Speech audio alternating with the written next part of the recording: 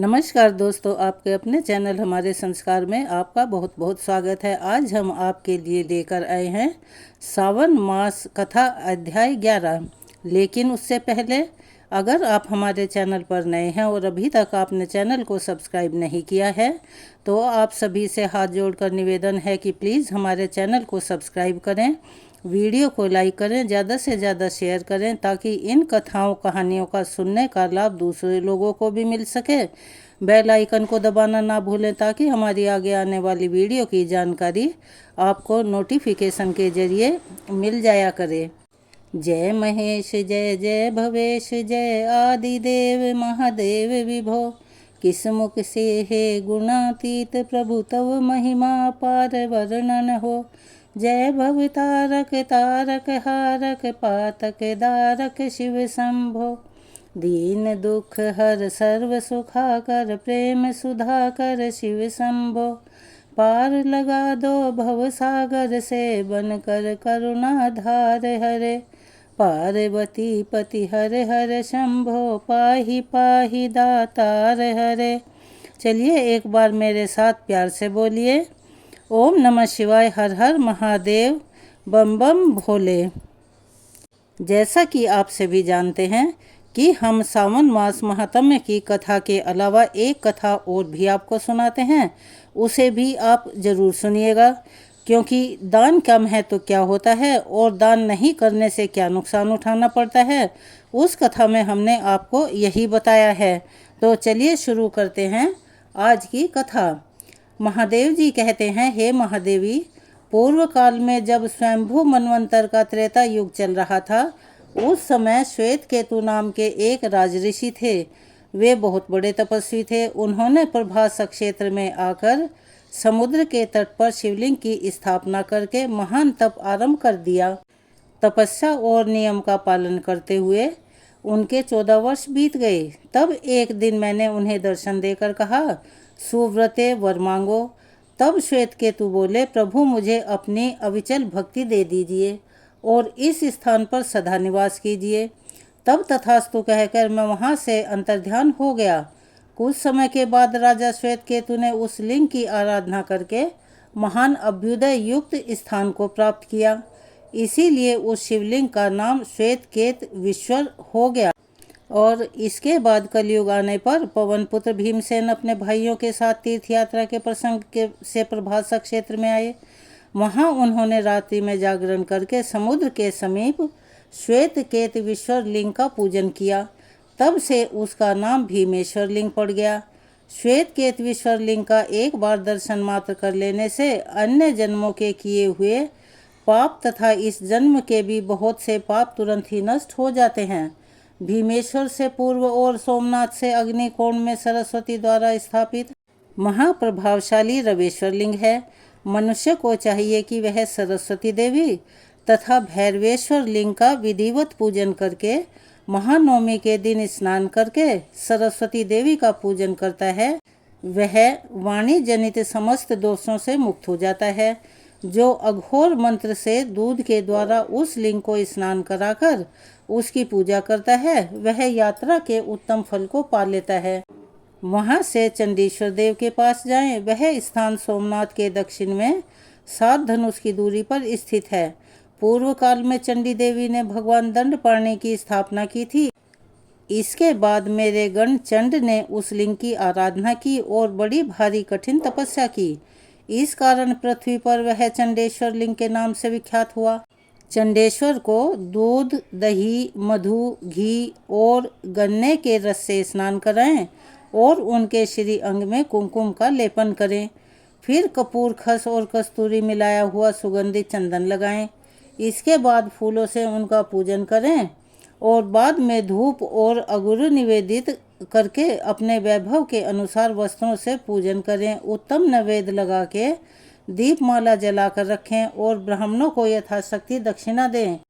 इस प्रकार विधि विधान से पूजा करने से पितृ कल्प पर्यंत तृप्त रहते हैं।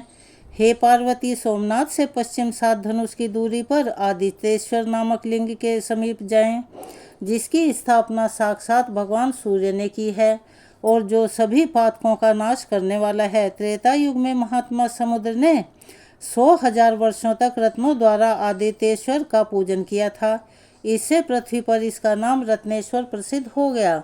रत्नेश्वर को पंचामृत से नहलाकर रत्नों द्वारा उनकी पूजा की जाती है। इसके बाद तरह तरह के उपचारों से विधि पूर्वक उनकी अर्चना करनी चाहिए। ऐसा करने पर मनुष्य मेरु पर्वत के दान का फल पाता है, उसे सब तीर्थों के सेवन का फल मिल जाता है और वह अपने पितृकुल और मातृकुल दोनों का उद्धार कर देता है। रत्नेश्वर का दर्शन करके मनुष्य को सभी पाप धो डालता है। जो विधि पूर्वक रत्नेश्वर लिंग की पूजा करके शत्र रुद्री का जाप करता है, वह फिर इस संसार में दोबारा जन्म नहीं लेता। महादेवी वहाँ से परम उत्तम अंगारेश्वर के समीप जाएं, जिसकी स्थापना भूमिपुत्र मंगल ने की है। वह स्थान सोमनाथ से ईशान कोण में है। पूर्व काल में मंगल ने प्रभास क्षेत्र में आकर बाल्यावस्था से ही तपस्या द्वारा मेरी आराधना की। तब मैंने संतुष्ट होकर उन्हें वर मांगने के लिए कहा मंगल बोले, हे सर्वेश्वर, मुझे ग्रह का पद प्रदान कीजिए। तब मैंने तथास्तु कहकर मंगल को यह बताया कि जो भी मनुष्य यहाँ आकर भक्ति पूर्वक तुम्हारी पूजा करेगा, उसे कभी भी तुम्हारे द्वारा दी हुई पीड़ा नहीं भोगनी पड़ेगी। ऐसा कहकर मैं वहीं से अंतर ध्यान हो गया। देवी मंगल देव ग्रहों के मध्य में विमान पर विराज रहे हैं। अंगारेश्वर से उत्तर दिशा में महाप्रभावशाली बुद्धेश्वर विद्यमान है। उनका स्थान वहाँ से अधिक दूरी नहीं, 2 ही धनुष के अंतर पर है। वे दर्शन मात्र से ही सब पाप हर लेते हैं। हे देवेश्वरी, बुद्ध ने पूर्व काल में वहाँ बड़ी भारी तपस्या की और निर्मल शिवलिंग स्थापित किया।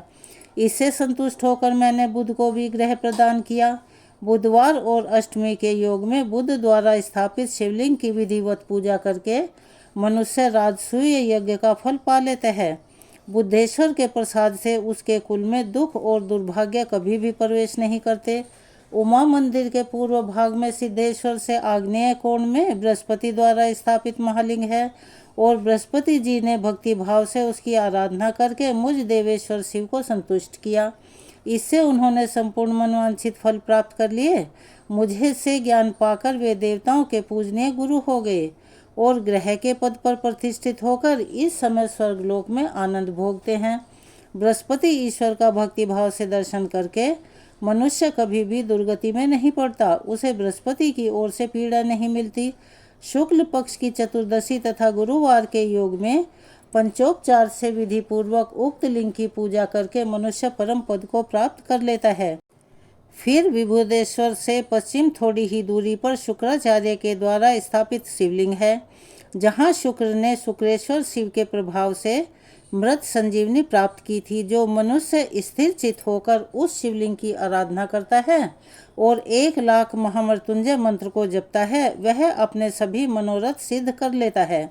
शुक्रेश्वर का दर्शन और स्पर्श करके मनुष्य जन्म से लेकर मृत्यु तक के सभी पातकों से मुक्त हो जाता है। सुगंधित पुष्पों द्वारा उनकी पूजा करने से शुक्र की पीड़ा नहीं मिलती। बुद्धेश्वर से पश्चिम में और अजा देवी से अग्निकोण में समीप ही 5 धनुष की दूरी पर शनिश्चरेश्वर का स्थान है। छायानंदर शनिश्चरेश्वर ने अत्यंत कठिन तपस्या करके उस लिंग में मुझ अनादि अनंत शिव को उतारा है। उन्होंने भक्ति तथा मेरे प्रसाद से ही ग्रह का पद प्राप्त किया है। शनिश्चर के दिन शमी के पत्तों से शनिश्चर देव का पूजन करके तिल, उड़द, गुड़ और भात से ब्राह्मण को तृप्त करें। उसे काले रंग का बैल दान करें। इसके बाद सब प्रकार की पीड़ाओं का अंत करने के लिए अनेक स्तोत्र द्वारा शनिश्चरेश्वर देव की स्तुति करनी चाहिए। जो भी मनुष्य प्रतिदिन भक्ति भाव से शनिश्चरेश्वर का स्मरण करता है, उसके ऊपर सूर्यनंदन शनिश्चर भगवान की कृपा होती है और प्रसन्न होते हैं। शनिश्चर से वायव्य कोण में राहु द्वारा स्थापित लिंग है। वहाँ विप्रचित्ति के पुत्र राहु ने 1 सहस्त्र वर्ष तक कठिन तपस्या की है। जो उनके द्वारा शिव का भक्ति पूर्वक पूजन और दर्शन करता है, उसका पाप नष्ट हो जाता है।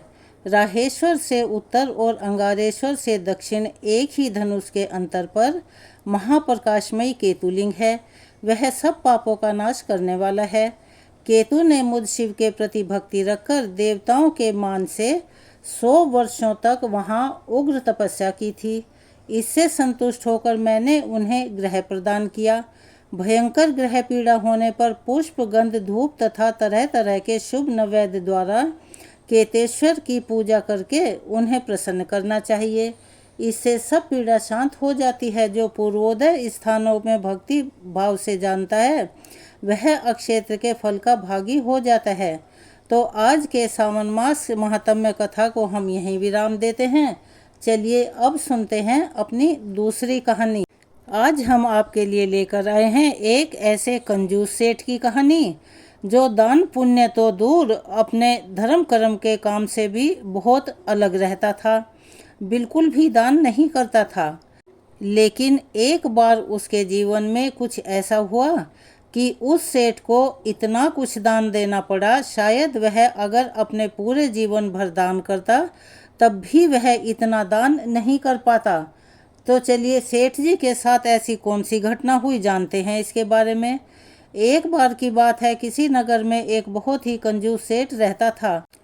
उसके पास धन का अंबार लगा हुआ था, लेकिन फिर भी वह एक बिल्कुल साधारण व्यक्ति की तरह अपना जीवन यापन करता था। ना वह अपने ऊपर खर्च करता और ना ही अपने परिवार वालों को खर्च करने देता। भरपूर पैसा होने के बाद भी मानो वह और उसका परिवार एक गरीब परिवार की तरह जीवन बिताते थे। धर्म के नाम पर भी कभी उसकी जेब से एक पैसा नहीं निकलता था। सेठ जी की कंजूसी के कारण उसके घर वाले उससे बड़े परेशान थे। एक बार वह सेठ किसी महात्मा का सत्संग सुनने चला गया। सत्संग में महात्मा जी दान के महत्व के बारे में बता रहे थे, दान की महिमा का गुणगान कर रहे थे। तब दान की महिमा सुनकर सेठ जी को महसूस हुआ कि मुझे भी अब कुछ न कुछ तो दान अवश्य ही करना चाहिए। मैंने अपने पूरे जीवन में दान नहीं किया, लेकिन अब मुझे दान अवश्य ही करना चाहिए। तब सेठ जी महात्मा जी के पास जाकर कहने लगे, महात्मा जी, मुझे आपकी कथा बड़ी अच्छी लगी और अब आपकी कथा सुनकर मेरे मन में भी दान करने की इच्छा जाग गई है। लेकिन महात्मा जी, एक समस्या है। मैं जिस भी वस्तु को दान करने के बारे में सोचता हूँ तो मुझे ऐसा लगता है कि यह तो मेरे बड़े काम की चीज़ है, इसे भला मैं कैसे दान करूँ, कैसे इसका दान किया जा सकता है। इस प्रकार मेरी दान करने में कभी रुचि नहीं होती। तो क्या बिना काम की वस्तु का दान करने से भी मुझे दान का पुण्य मिल सकता है? महात्मा जी ने सेठ की बात सुनी और उस सेठ पर महात्मा जी को बहुत ही दया आ गई। उन्होंने सोचा, यह तो बेचारा इतना कंजूस है, इसको कुछ दान करने की इच्छा भी नहीं होती, फिर भी यह दान करना चाहता है, तो मुझे इसकी सहायता करनी चाहिए जिससे इसकी कुछ ना कुछ दान करने की आदत बन जाए। और यही सोचकर महात्मा जी सेठ से बोले कि हाँ सेठ जी, अगर कोई वस्तु आपके काम की नहीं है तो आप उसका भी दान कर सकते हैं। मैं आपको संकल्प दिलवा दिया करूँगा और फिर वो वस्तु आप मुझे दान में दे दिया करना। अब सेठ जी ने अपने मन में बहुत सोचा विचारा और सोचने के बाद सेठ जी ने कहा कि कहीं ऐसा ना हो कि महात्मा जी मुझसे कुछ महंगी वस्तु मांग लें। तब उसने अपने मन में यह उपाय सोचकर महात्मा जी से कहा कि महात्मा जी, बुरा मत मानना, हमारे घर में सुबह शाम की सब्जी बनती है और रोटी बनती है, तो सब्जी का छिलका निकलता है और आटे का चोकर बच जाता है जो हमारे किसी काम में नहीं आता। क्या आप उस छिलके और चोकर का दान स्वीकार करेंगे? महात्मा जी बोले, ठीक है सेठ जी, मैं रोज़ सुबह आपके घर के सामने से तो निकलता ही हूँ, मैं आपसे सब्जी के छिलके और आटे के चोकर का ही दान ले लिया करूँगा। महात्मा जी की यह बात सुनकर कंजूस सेठ अब बड़ा खुश हो गया। अगले दिन से हर दिन महात्मा जी सेठ जी के घर से छिलकों का दान लेने आने लगे। महात्मा जी रोज़ सुबह सेठ जी को संकल्प दिलवा कर उससे छिलकों का दान ले लेते और वह कंजूस सेठ भी यह सोचकर बड़ा खुश हो जाता कि चलो, छिलका तो वैसे भी मुझे फेंकना ही पड़ता था, इससे अच्छा है यह महात्मा जी ही ले जाते हैं और मुझे भी पुण्य मिल जाता है। महात्मा जी सब्जी के छिलके और आटे का चोकर ले जाकर गौ माता को खिला देते, इससे उनका भी काम बन जाता और कई महीनों तक ऐसा चलता रहा। अब भगवान जो सृष्टि के कण कण में विराजमान है वह यह सब देख रहे थे। एक दिन भगवान को भी मजाक करने की सूझी तो उन्होंने उस कंजूस सेठ के घर पर एक बिल्ली को भेज दिया। अब वो बिल्ली रोज सेठ जी को और उनके परिवार वालों को परेशान करने लगी। कभी वो बिल्ली जाकर रसोई घर में दूध पी जाती, कभी खाने पीने का सामान गिरा देती, कभी उनके घर में मल त्याग कर देती। इस प्रकार वह बिल्ली उन सभी को किसी न किसी तरह से दुखी करने लगी। घर के सभी लोग उस बिल्ली से बड़े परेशान थे। अब एक दिन की बात है, सेठ जी की पत्नी छत पर कपड़े सुखा रही थी। तभी उन्होंने देखा कि वही बिल्ली रसोई में जा रही है, तो उन्होंने वहीं से बिल्ली के ऊपर बाल्टी फेंक कर मार दी। सेठ जी भी उसी समय वहां से गुजर रहे थे, तो वह बाल्टी सीधे सेठ जी के सर पर जा लगी और बाल्टी की चोट लगने से सेठ जी के सिर पर बड़ा सा घूमड़ हो गया। सेठ जी बोले, अरे भगवान, मैंने तुम्हारा क्या बिगाड़ा है? तुम मुझ पर बाल्टी क्यों फेंक रही हो? सेठानी बोली, मैंने बिल्ली को उधर से जाते देखा था, तो मैंने उसी पर बाल्टी फेंकी थी, लेकिन वह आपको जा लगी। इसी तरह से फिर एक दिन सेठ जी की बहू रसोई में रोटी बना रही थी।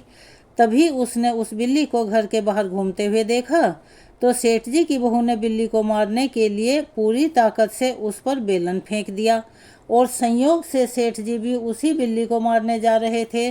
तभी पीछे से वह भारी बेलन पूरी ताकत से सेठ जी की पीठ पर जा लगा। सेठ जी दर्द के मारे जोर से करहा उठे। यह देखकर सेठ जी की बहू घबरा गई। सेठ जी की चीख पुकार सुनकर घर के सभी लोग वहां इकट्ठा हो गए।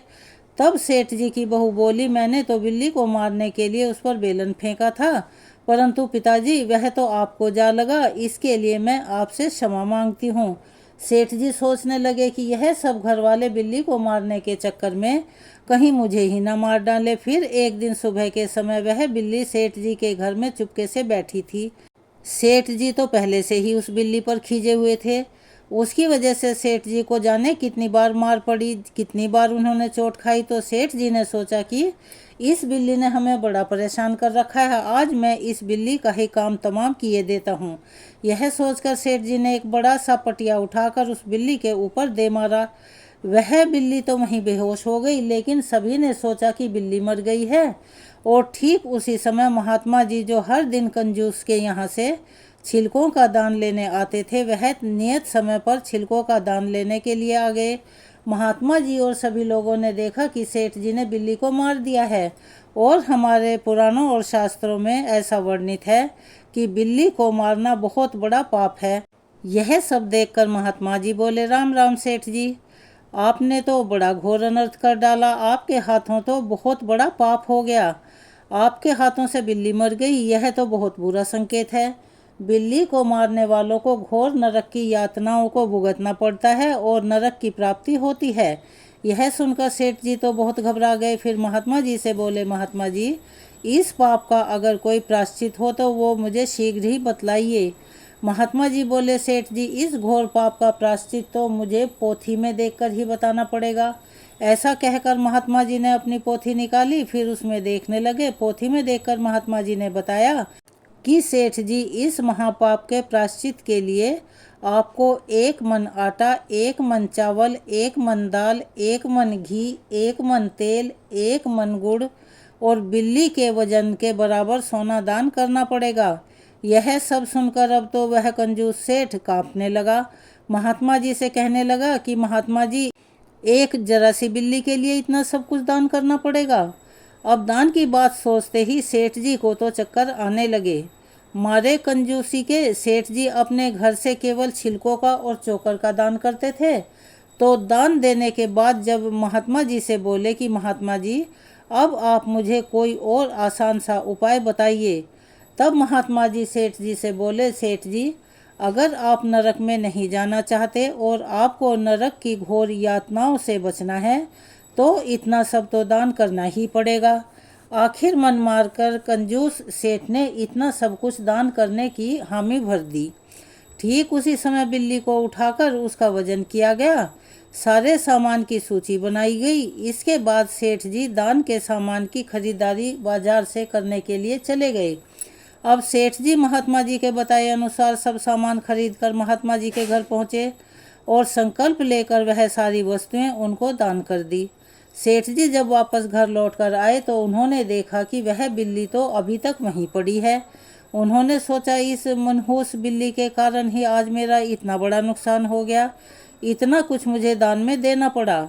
इस बिल्ली को उठाकर बाहर फेंक देता हूँ। जैसे ही सेठ जी ने उस बिल्ली को उठाया, उस बिल्ली को तुरंत होश आ गया और वह म्याऊं म्याऊं करती सेठ जी के हाथों से छूटकर दूर भागती चली गई। अब सेठ जी ने देखा तो सोचने लगे, एक तो इस बिल्ली ने मेरा आज लाखों का खर्चा करवा दिया, ऊपर से मरी भी नहीं। अब सेठ जी एक बार फिर से दर्द के मारे कराह उठे।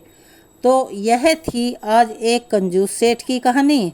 आपको कैसा लगा और आपको इससे क्या सीख मिलती है? अपने जीवन में जो कुछ भी दान पुण्य करने की अक्षमता आप रखते हैं, उसके अनुसार दान पुण्य अवश्य करें, क्योंकि यह हमारे इस लोक को तो सुधारता ही है, लेकिन परलोक में भी हमारे साथ जाता है।